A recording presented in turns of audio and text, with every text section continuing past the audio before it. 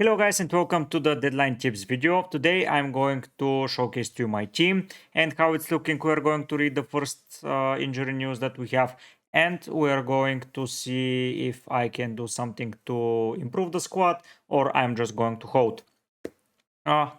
Today for you I'm going to hold a stream. It's going to be initially a deadline stream because on Saturday I will be off and I want to have stream to make jokes with you, to have some fun, to address some players, to see what I can do to help your teams, to see what I can do to help my team, and how to approach the game further. So if you want to be part of the stream, come and join.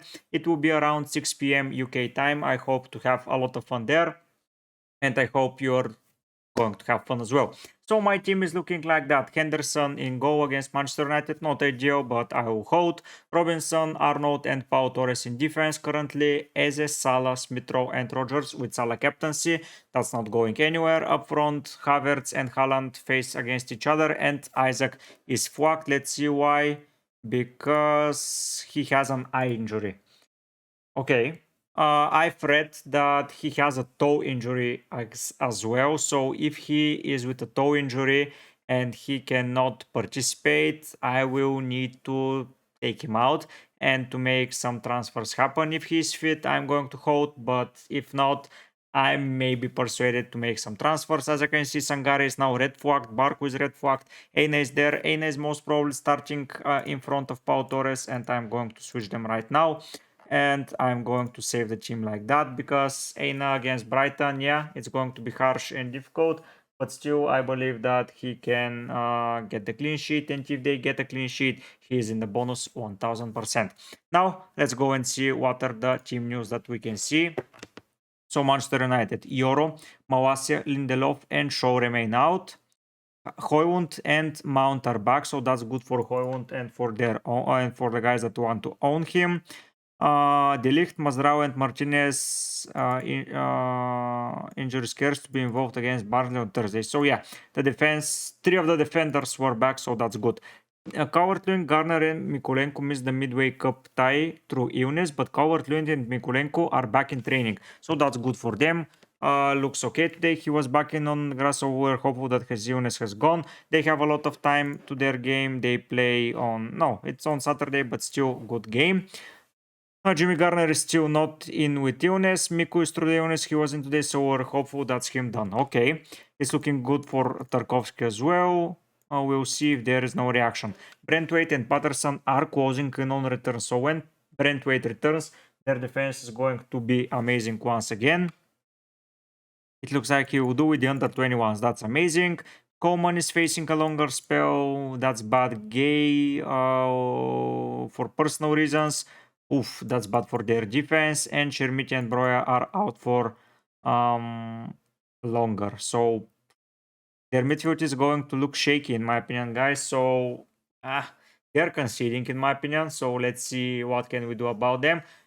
But yeah, the situation could get even worse with Keane requiring a scan. Harrison also fell ill. Wow, that's amazing. How many injuries they are having. He's okay. Okay. West Ham will make a leg check on Palmieri. However, the Italian looks to have avoided serious injury. That's good. Fulkrug is the other known concern. The news is that we're trying to recover all the players, but we need to wait until tomorrow to know more. Okay. Ipswich are pretty much injury free heading into the trip. Okay. Southampton, Russell Martin thinks everyone has come through unscattered from Tuesday's Cup success.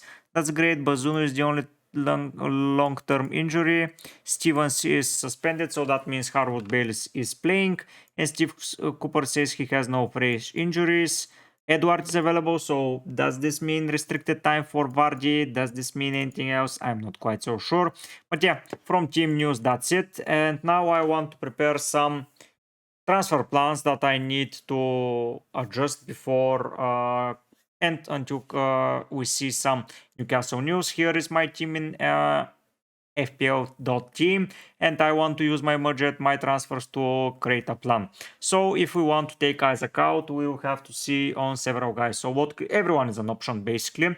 Watkins, too good, but 3 Aston Villa players, I think that's a lot, and I don't quite fancy. Jackson is okay option. The fixture run is not amazing. Like Brighton, Forest, Liverpool, they can be bad defenses to face. So I'm trying to avoid Jackson currently. Suwanke is a great option. 7.5 Brentford, okay defense in my opinion. United not so much, but Brighton, yeah. Suwanke is a good option, but maybe after Brighton. We'll have to see, monitor and see. That is the game here. Mateta, I own Eze. I don't want to own a third Crystal Palace player. Darwin Gakpo, Zirkzee, Højlund, Wilson, Richarlison, Jesus, Füllkrug are all out of question. Cunha as well. Wissa. Wood is a good candidate, but a triple Forest is not for me. Brighton, Fulham, Palace, Leicester, yeah, they have an okay fixture run, but if I own 3 Forest players, I'm playing the game somewhere more differently than I expected. Muniz is no go. Duran is not yet a player that is going to be 1000% playing in Kitia. Is a solid option at 5.9. I don't think you can go very badly there. They have a good fixture run from 1 point onward, but for now I will avoid. Thiago is out. Here is the first guy that I'm interested in. That's Calvert-Lewin. As you can see, the next 10 games for him are amazing. I know that it's 3 versus 3 on home and away fixtures, but still quite good up until game week 14. If I'm to keep a late wild card, I believe that Calvert-Lewin can be integral. I know their squad is not looking very good. If I go and check Everton and how they lined up against what's their name? Against Southampton during the midweek. Their defense didn't look solid, but they had Armstrong and Mangawa. So Mangawa and Irong Burnham are going to play there. In D, Lundstrom, Ducore, and Calvert-Lewin can play. And McNeil can play instead of Lundstrom, so I'm not too worried there. Defensively, they're going to... Oh, McNeil played as a left back. Oh my god. They're so tight in defense from defensive point of view. Harrison is here. Yeah, I think that I might just rely on Calvert-Lewin. Evanilson, no yet, even though they face Southampton and Leicester, but still Liverpool and then an awful fixture run, and I don't want to keep him for too long, for that short of amount. Pedro is an option, but only one good fixture after that is quite tricky. Even though Chelsea, Spurs, Newcastle and Wolves are all conceding, I don't think he can play in a way to be always 90 minutes involved currently with that injury problem, and I think the Calvert-Lewin has a better fixture. And Vardy, oh sorry, I did not want to do that, but Vardy is with Everton, then is an Arsenal, so it's a hard no-go. But after that, it's Bournemouth, Southampton, Forest, and Ipswich. The issue is now Edward is there, so he might take off some of his time. They have other options. Dennis, no way. I didn't know that he was there. And now we're getting into some... oh no, sorry. Where was I? Yeah, I'm here. Okay. Ferguson, Dewap is maybe an option. Southampton, West Ham, Everton, Leicester. It looks okay for Dewap. How many returns does he have? Let me check. But I don't quite fancy. So he has 1 return only, and he was barely in the bonus, so that's not quite so good. Elsewhere, Broya injured, Antonio no go, Warsen just like Cunha is not the right time for him, and Gino. So it's between Vardy and Calvert-Lewin, and honestly, I think Calvert-Lewin is the guy to go. On penalties, seems like their talismanic player, and he faces the 3 newly promoted sides, even though it's away from home. Imagine that run at the end of the season where he faces them. It's not a good fixture run to say the least, but yeah, away, but they can still score. Now, with having Calvert-Lewin, that frees up a lot of budget, and I need to invest that somewhere because I don't want to be with 3.4 currently in the bank. So I would most probably get Mbeumo now if I go. So Mbeumo is the top priority from game week 6, but I can start now, and now I have a benching issue. Most probably Smith Rowe is going to be on the bench as I want to face Wolves with a Villa attacker, and Villa defender is going to be on the bench. So I'll have Smith Rowe here. Next up in game, if Calvert-Lewin is out, I'm just going to take one there for the team, and Smith Rowe is going to play. But then I can rely against Crystal Palace, Newcastle, Ipswich. Yeah, a lot of options. Here, I think I'm going to keep it that way for the bench, but I will need to take a hit. My first hit of the season will be most probably here, and it's going to be for Gabriel and Saka. Saka will be my captain here. It looks okay-ish. Then game week 7, I'm going to strongly deliberate should I get Haaland or should I get Saka as a captain, but I want to own both, and honestly, I may just go with Haaland and just release Saka, Havertz, and Gabriel as it is. That means that maybe Saka is not that integral to my plans, but Salah is, so I will need to have, and Gabriel is, so I will need to get some money from somewhere, and those money are not going to be easy to come by. But then I would like Salah as well, because if I'm captaining Haaland in game week 7, and then in 8 and 9 and 10 and 11 and blah blah blah blah, what the hell am I doing with a must Saka? But no, Saka has been playing out of this world, and he's the best captain option for game week 6, so I'm not going to make any compromise there. Game week 7, I face Southampton, Crystal Palace, and probably Manchester United here. I can do a transfer and take out Aina, Pau Torres, and just go with the City defender as they start to face off against easier sides. Maybe someone like John Stones, Rico Willis. If Guardiola drops in price, here I can go that way. Game week 8, then I will have City, Chelsea, and Bournemouth. City who faces Wolves, Chelsea, and Bournemouth for my defense. I can then most probably keep the team that way, but even can bring Aina in game week 9. It's going to get interesting because they face here, and most probably this will be where I'll outcard unless I decide to pick Everton as a team to target and just drop Calvert-Lewin, drop Aina, drop Smith-Rowe, and sell Havertz and or Saka for Foden and someone else and just be done with it. So I have options, so that's one of the ways to do it. The other way to do it is to not take our twin, but just get, let's say, so here to keep Sangare. Yes, Sangare is here, and to start with Smith-Rowe. And the next thing here is to keep Isaac and just roll with it. And if something happens, to play with Pau Torres, but I'm not too confident with that move, to be fair. So yeah, I'm most probably looking to sell Isaac. The other way is to bring in Solanke, but if I do that next week, I will not be able to bring in Bumu, if I'm not mistaken. So Saka is here, Gabriel is here, and I have 2.4. Yeah, I can bring in Bumu once again, so that's not an issue, but it's going to be for a hit. And if I'm taking a hit, isn't it better to take it now?